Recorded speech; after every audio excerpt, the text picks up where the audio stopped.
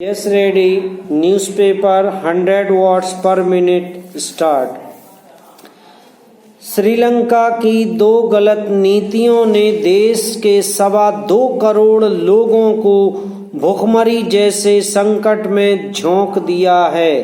भारत ने मित्र का फर्ज निभाते हुए इस मुल्क को करीब 4 दिन के भोजन के बराबर 40,000 टन अनाज और करीब इतना ही डीजल भेजा है। लेकिन आसपास की हर घटना से सबक लेना जरूरी होता है। कोरोना काल के दौरान श्रीलंका की सरकार ने टैक्स घटाया, आय कम हुई तो नोट छापने शुरू किए, जिससे मुद्रा का अवमूल्यन हुआ। विदेशी मुद्रा खत्म होने से आयात बंद हुआ। उधर सरकार ने बगैर जमीनी हकीकत समझे जैविक खेती करने का ऐलान किया और किसानों को मजबूत करने के लिए रासायनिक खादों का आयात बंद कर दिया। नतीजतन अनाज का उत्पादन बेहद कम हो गया।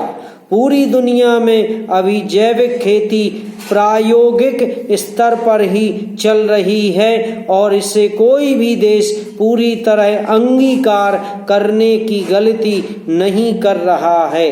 भारत के लिए इसमें 2 सीखें हैं, जिसमें एक पर तो देश ने आंशिक रूप से अमल भी किया है। यह सच है कि केंद्र सरकार ने भारत जैसी बड़ी आबादी वाले देश में कोरोना जैसी महामारी में भी लोगों के कल्याण के लिए हर तरह से खजाना खोला।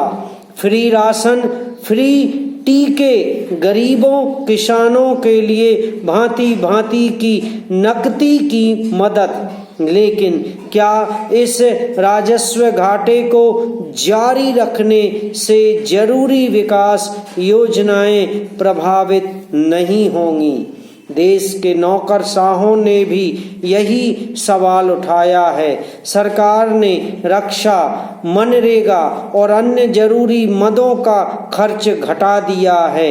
क्या यह जरूरी नहीं था कि गरीब अमीर की बढ़ती खाई देख उच्च आय वर्ग पर टैक्स बढ़ाया जाए?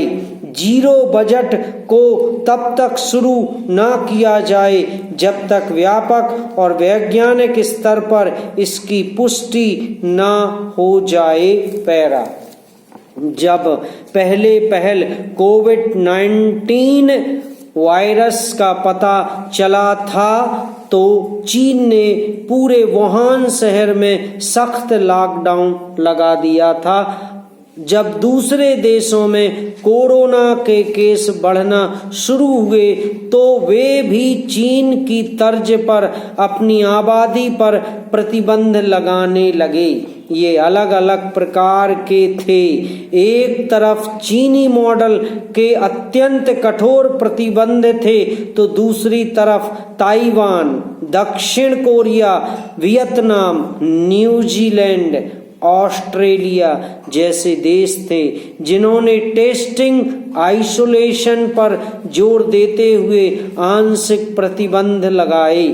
भारत सहित दुनिया के अधिकतर देशों में समय के साथ इसी दूसरे वाले मॉडल को अपनाया गया। पैरा आइसोलेशन के सिद्धांत से मनुष्य 1000 से भी अधिक वर्षों से परिचित हैं।